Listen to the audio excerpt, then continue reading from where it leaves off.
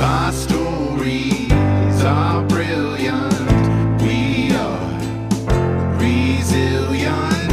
Our stories are brilliant. We are resilient.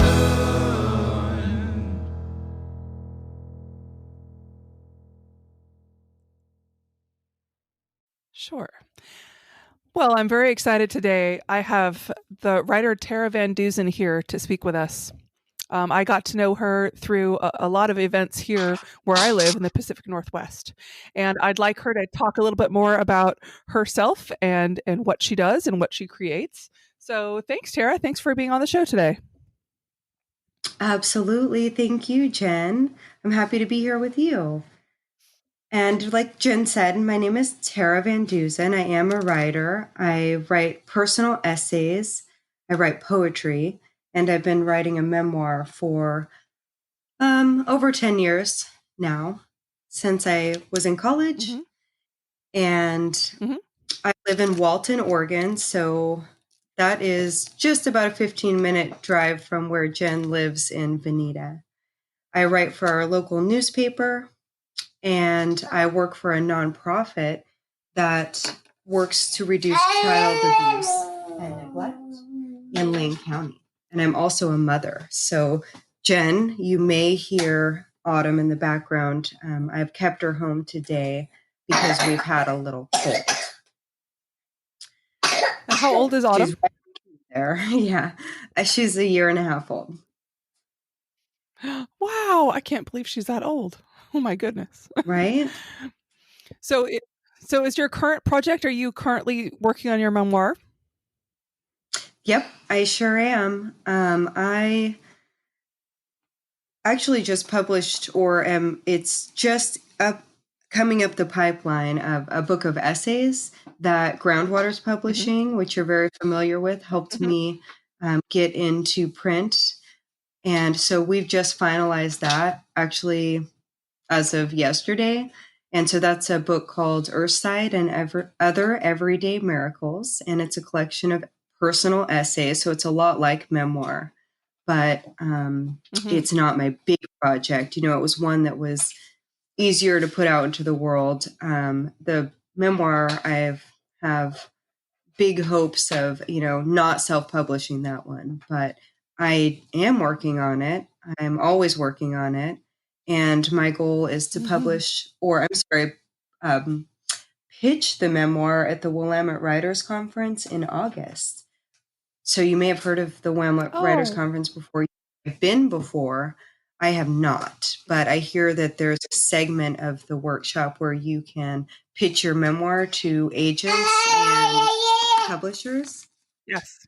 So I plan to it's attend, wonderful. Not just to do that, of course, to gain other knowledge as well. But that gives me a nice, clear deadline for having my third draft of the memoir done. So. Oh, it's nice. I really like, I've been to Oh, what's it called? Please go ahead. It's called The Poetry of Place. Ooh. Do you have a particular agent in mind that you're going to pitch it to, or are you doing the group pitch? What are your plans for the Willamette Writers? Yeah, that's a good question. I didn't know there was a one-on-one pitch. I envisioned doing the group pitch that I've read about, but look into the one-on-one as well. And I don't have an agent, of course, in mind. I don't know much about that, but I do have a small publishing house in Portland that I have in mind. And that's called Hawthorne Books. And they've just published other books that I feel like are in the vein of what I'm going for as far as the memoir. Well, it's always good to have a good idea of who to go to, for sure. Right? Tell me what your experience was quickly, if you don't mind, Willamette Writers Conference. I've been to several other kinds of conferences, I've presented at conferences, and I've attended them. I got my first, I had an agent for a while. I went to the Maui Writers Conference many moons ago, and it was Uh-huh. awesome. It was amazing. It was the first kind of event like that I'd ever been to, and it was kind of overwhelming. But I was not in the right place. I got the agent, but I couldn't follow Wow. through. So it was a mistake, unfortunately, Mhm. but it was my mistake. So So it was a too learning soon. mistake. It was too soon. Yeah. It was. It was It too was. I soon was for very your excited about my project. project, but it Mhm. was. I wasn't finished with my project, and I was a young writer, and I was a inexperienced writer, and I had a lot of Mhm. great ideas, but unfortunately, I didn't finish it, and I think it was the wrong project at the wrong time. So it was a fabulous Mhm. learning experience. I mean, Right? I helped get my first book done that way, but it taught me a lot. It wasn't without its value, but I think I, Mhm. I didn't I didn't know how to follow the rules, and I didn't know as much as I know Mhm. now that if you want to have success in that arena, you're doing just the right thing. You have your project done. You have the third draft of it. You don't just go and pitch on an idea. I mean, those days might have Right. been here That's once, a but lot of they're not here now. pressure. Oh my gosh. Right. That would be a lot of pressure. Right. In fact, through the years, the last 5 or 6 years, I've had writers saying, "Oh, you should pitch your memoir at the Willamette Writers Conference," and I've been putting it off, putting it off, putting it off till now because my book wasn't nearly where it needed to be, and I knew that. So I'm Right. happy to say had a professional editor edit the whole thing. Actually, Mhm. the co Mhm. editor at Hawthorne Books took my project and edited the Mhm. whole thing. So Yeah. that's a step in the right direction. But I will admit my ending is kind of flagging. It's not where I need it to be. So I'm not 100% in the clear yet. I've got a lot of work to do before August. Um, Well, so, that's great though that but you yeah, know that I'm more or what less. strengths you have, right? Hmm. Yeah. Yeah, That's I mean, wonderful. And knowing what I'm you need not to ask for walking. help with. Mhm. Yeah, yeah. So it's a good goal. It's good to have a timeline. But thank you for asking about that, and thank you for sharing your experience about the Maui Writers Conference. I'm curious Oh, if it you was pretty decided fun. to pitch. Did you go back to a conference to pitch books when you were more ready, or take a different route? Well, I have, as you know, and I guess I haven't shared this with a lot of my listeners. I'm one of the co-owners of a very small publishing house, and we publish other people's books, as well as Groundwater's. We used to be a magazine for 10 years. We had a quarterly Oh magazine. yeah, Um, so, sure. so I tried to. I really wanted to. I wanted to learn by doing a little bit more. So, I Hmm. um, I wrote for lots of small things. I wrote for many short story anthologies and poetry anthologies, and I was just I wanted to learn more before I pitched more. I haven't actually started pitching. I again, that's one of my goals for the next year actually. To decide whether or not I Oh, want to go cool. the agent route again. I'm not sure. Uh-huh. Um Yeah, you've I done a might be there. wonderful job through Groundwaters. Your books are very professional, very quality. I just didn't know if you just done Groundwaters or if you had No. tried to publish in a I'm sorry, more traditional, I guess, way, or you know. Uh, Um, well, yes, actually, but I love how you. I think I've only Mhm. I've only actually published one, maybe two books through Groundwaters. Everything else of mine is through different professional publishing houses, just because I kind of didn't feel like I was qualified to do my own. I was I was too close Uh-huh. to it, you know what I mean? Um, Okay, I I think they're see. all valid, obviously, and as you do, and but I think it's interesting to do different kinds of things. I feel like I'm a better writer because, like you, writing for newspapers, writing for magazines, like doing all the writing helps you make you a much better communicator, doing all different kinds of things. Uh-huh. And different projects would be suitable for different outlets, right? Yeah, Oh, absolutely. absolutely. Absolutely. So, speaking of different projects, can you talk about a time in your life when you felt that you were resilient? It sounds like you wrote your memoir, right? So you have got a lot of life lessons to learn from. Yes. Yes, Jen, thank you. The premise of my memoir is my life as a single child with a single father. And my father, he suffered a traumatic brain injury when he was 8 years old.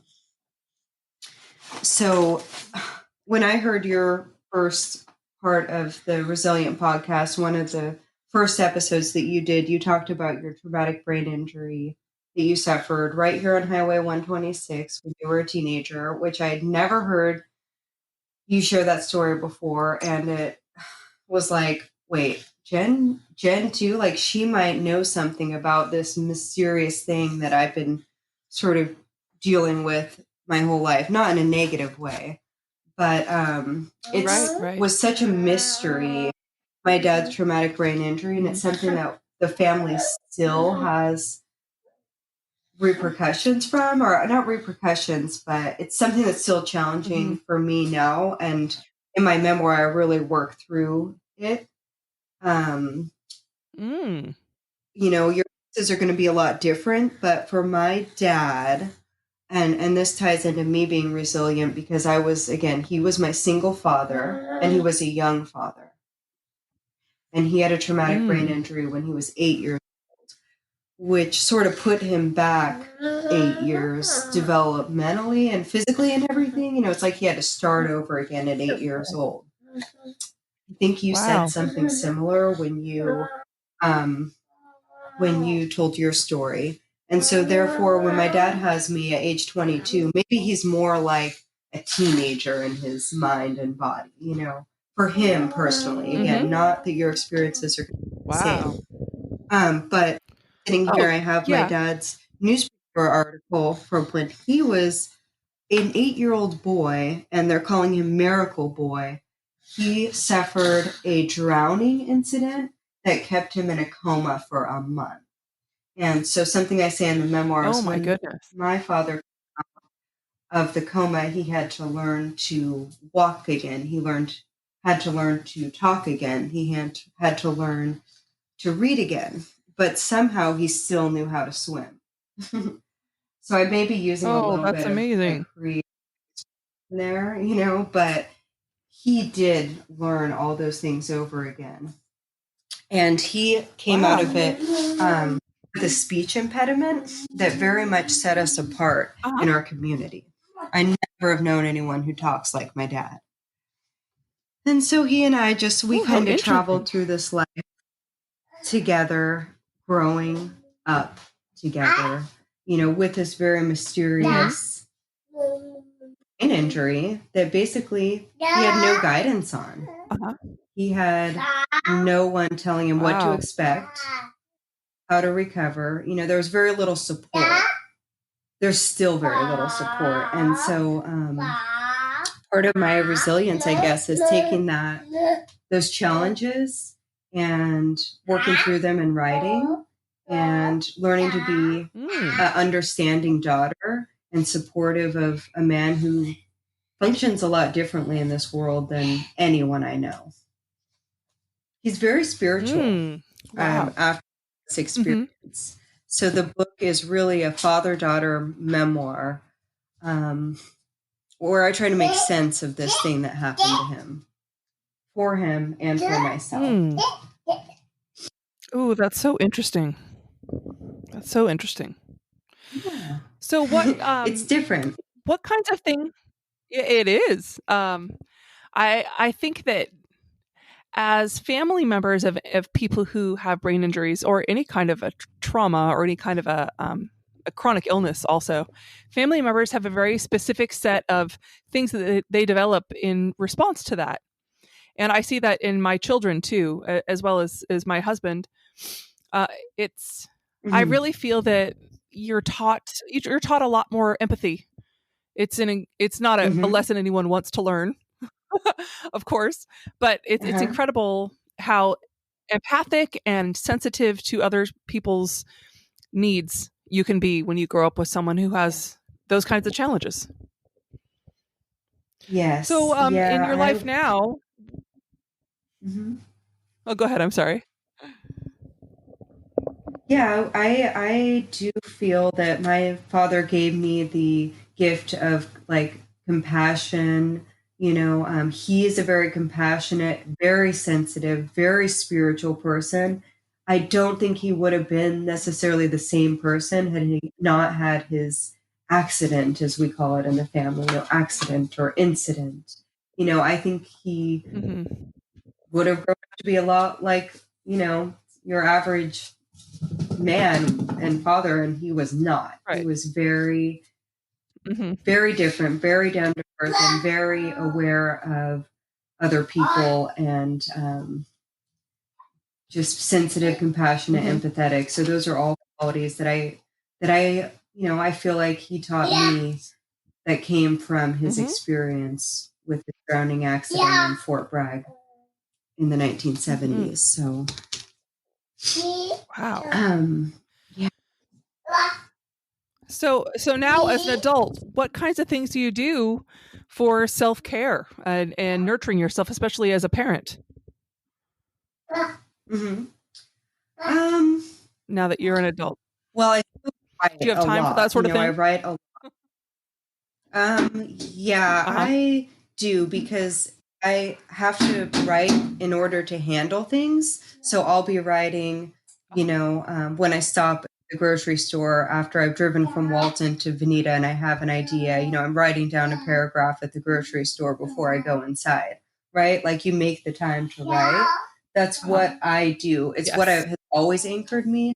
So, journals from adolescence, where I didn't know that so much of my curiosity and sort of grief and stuff was wrapped up at all in my dad's traumatic brain injury. But through the years, I distilled it to be that was a challenging thing for us and for me to go through. But I still, use it as a tool. And then when it comes to my dad, we have a really close relationship. He visits me a couple times a year at least. He farm sits for us. We live on a farm. And sometimes things are challenging between us, even because he does operate a little bit differently. He doesn't want to focus on the here and now or talk about things that are practical. He's a very dreamy kind of, I don't know, not always the most logical, practical person. So there are some challenges between my dad and I sometimes. And so and there are with me and, naturally, like, different people in life. Sometimes I need space from my dad, like an adequate amount of, like, if I feel like I need to take some space in order to be the best person that I can be, I'll take that space. Right. So walks, right. baths, take whatever space I need to be a respectful person to those around me. That's part of my self-care. Some people are going to need a little less space. Oh, I love that. Some people are going to need a little more space. But when it comes to parenting, when it comes to being a daughter, which some of my being a daughter has felt like being a parent. I'm not going to lie about that. It has, that's just been a kind of a reality for me. So I just, I always want to be respectful, loving to those around me. And so I am honest with myself and with others. If I need a little bit of space, or if I need to do something differently, I try to take the signals before it turns into something that I would regret to do or say. So yeah. Right. That makes sense. Oh, I like that. So it sounds like your family is quite a support system for you, your dad and your husband and daughter, of course. Yeah. Uh, do you have Yeah, other people that you call on for a support system? I do. My 85-year-old grandmother has been a big part of my life. And that's not my dad's mom, it's my mom's mom. And she filled Hmm. in the absence of my mom. And she lives in Arizona. I visit her often as I can, and we're in the process of her moving out to Oregon. Um, Oh, cool. so she's my other person, and she's like very different than my dad, but I was raised by both of them, Hmm. kind of. So she's very aware of Gotcha. the dynamic between my dad and I, and she's very supportive of my memoir writing, and she's just my real support system emotionally, Hmm. for sure. Yeah. Hmm. Oh, excellent. Do you have we talked about it a little bit before we started our interview today. You have animals in your life and pets. You live on a farm, so do you have a lot of animals, or do you just have the regular cats and dogs? Oh, yeah. Oh, no. We've got, just right now, I'm looking at the sliding glass door. I have my border collie. He's looking at me. He wants to come back in, but I thought he'd be a little too noisy for the interview. So he's staying outside.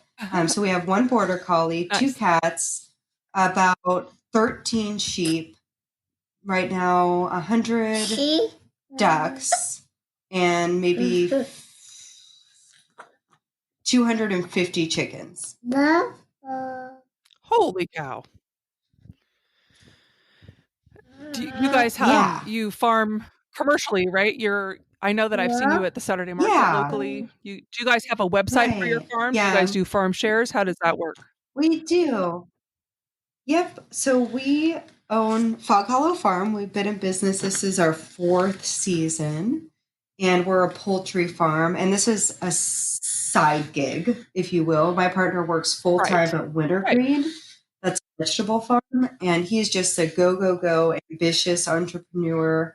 And so when we purchased Mhm. our land out in Walton 4 years ago, we started our business, and we decided to go with the poultry and the meat because just kind of how saturated the vegetable market is as far as local organic food. And Right. so, Uh-huh. yeah, we have our poultry farm that always keeps us busy, let me tell you. I bet. And yeah, we do have a website. Mhm. It's, yep, if you just were to Google Fog Hollow Farm, I actually developed our website on WordPress, right? Because I've had my blog for my writing on WordPress for so long that I knew just what to do. So Oh, we're that is foghollowfarm.wordpress.com. Yeah. that is a perfect segue because my next question was about how our listeners could follow you on social media if they wanted to keep up with you. So Fog Hollow Sure, Farm thank you. at WordPress.com. Yep, And .wordpress.com. And then my mhm, blog, which I have had segments of my memoir published there throughout about 12 years now, or 10 or 12 years. And that's Terah Van Dusen .wordpress.com. And that's TerahVanDusen mhm, .wordpress.com. mhm. And then I'm also on Facebook. And then Instagram is more where I share my creative side, with links to my blog and mentions of essays or poetry that I'm sharing. Perfect. Perfect. Well, thank you. Thank you so much for being here. I hope that we can interview you again after the conference, and we'll see what happens next with your writing. And um, I'm sure that our listeners will love to hear what's happening next for you. Oh, I appreciate that a lot. This has been Great. so fun and so new to me. Thank you for making my podcast dreams come a reality. And I appreciate you and what you're doing. Thank you, Jen. Oh, perfect. Thank you. Thank you so much.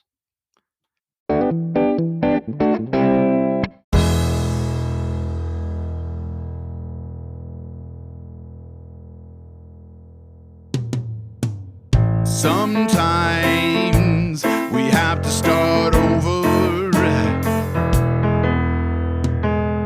Sometimes we have to fight back. Sometimes it's all too much. Lost inside the black. Our stories are brilliant. We are resilient. Our stories are brilliant. We are resilient.